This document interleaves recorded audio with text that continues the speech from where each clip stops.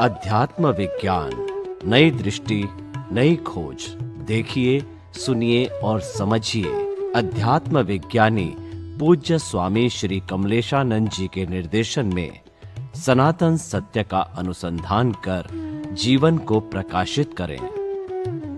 जी आपका स्वामी जी, जैन दर्शन में कहा गया है कि सम्यक दर्शन ज्ञान चारित्राणी मोक्ष मार्ग, मोक्ष के तीन में जुड़ा हुआ 4 मार्ग बताए गए हैं। सम्यक दर्शन, सम्यक ज्ञान, सम्यक चारित्र और सम्यक तप, और पूरा उसका सिस्टम दिया है। संक्षेप में मैं बताऊं कि जिन भगवान की वाणी में विश्वास करना सम्यक दर्शन है, और उस जिन वाणी का विस्तृत जो है शुद्ध करना आगम आदि से, वो सम्यक ज्ञान है। और अणुव्रत या महाव्रत का पालन करना है, वह जो है वो सम्यक चारित्र है। और सम्यक तप के 12 भेद भगवान ने बताए, उनकी साधना करना, ये करते करते मुक्ति का मार्ग मिलता है। ये पूरी एक उनकी आचार मीमांसा है, पूरी एक सेटअप थ्योरी है। तो अध्यात्म विज्ञान, कुदरत का कानून, उसके अनुसार मुक्ति के मार्ग भी की आप अपनी थ्योरी बताइए। प्रश्न के लिए धन्यवाद। सम्यक ज्ञान, सम्यक दर्शन और सम्यक चारित्र। सम्यक ज्ञान, दर्शन, चारित्र ही मोक्ष मार्ग है। ज्ञान, दर्शन, चारित्र को मुक्ति का मार्ग बताया है। ये भगवान महावीर ने भी बताया है, जैनिज्म में भी बताया गया है। तो सम्यक ज्ञान, सम्यक दर्शन और सम्यक चारित्र क्या है, पहले उसकी परिभाषा समझेंगे।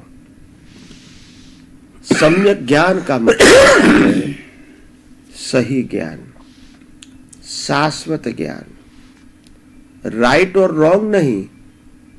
शाश्वत का मतलब होता है परमानेंट, राइट और रॉन्ग तो टेम्पररी होता है, आज है और कल नहीं है, उस ज्ञान की बात नहीं है।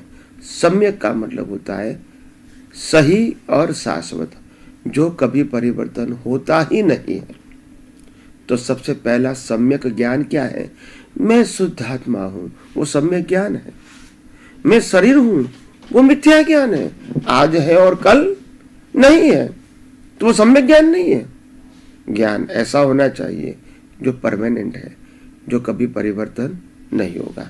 तो सम्यक ज्ञान का मतलब होता है मैं शुद्ध आत्मा हूं और बाकी सब जीवो दिखते हैं, उसके अंदर भी वही शुद्ध आत्मा है, वो सम्यक ज्ञान है। वो कभी परिवर्तन नहीं होगा। मैं अपनी दृष्टि से उपयोग करूं या ना करूं, मगर आत्मा तो सबके अंदर है ही और वो परमानेंट है। मगर मेरी दृष्टि में अगर सम्यक दृष्टि होगी तो मैं आत्मा हूं ऐसा लक्ष्य में रहेगा, और सभी जीवों के अंदर भी यही आत्मा मेरे को दिखेगा। दूसरी बात है सम्यक दर्शन।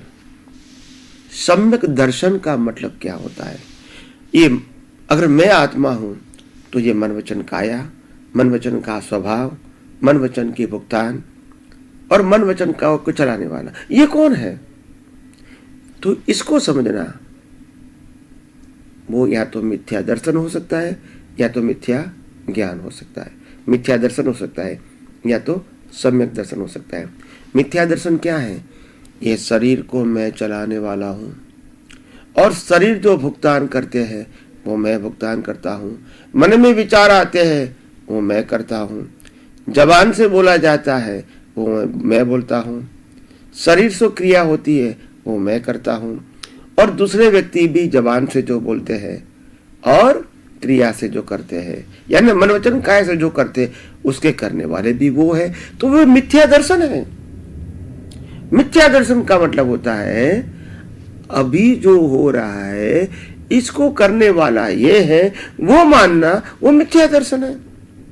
इसी का नाम तो अज्ञानता है, और वो रिलेटिव सत्य है, शाश्वत सत्य नहीं है। आप समझो। तो इसमें शाश्वत सत्य क्या है? शाश्वत दर्शन क्या है?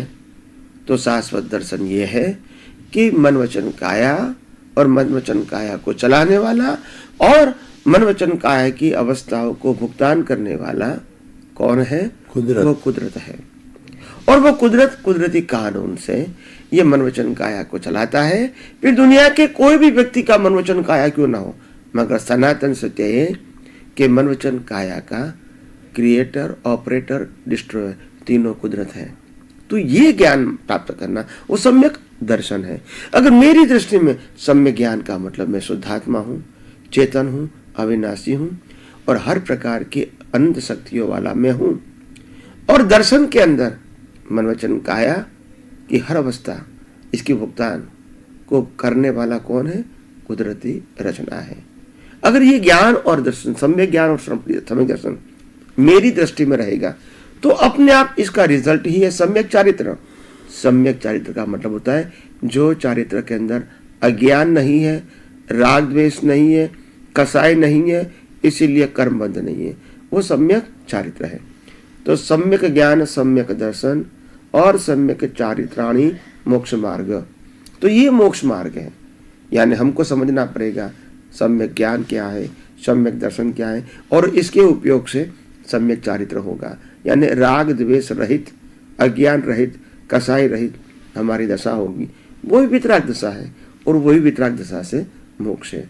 तो आइए हम सब सम्यक ज्ञान, सम्यक दर्शन और सम्यक चारित्र की सही परिभाषा करें और अपने जीवन को उज्जवल और धन्य बनाएं। स्वामी जी बहुत बहुत धन्यवाद।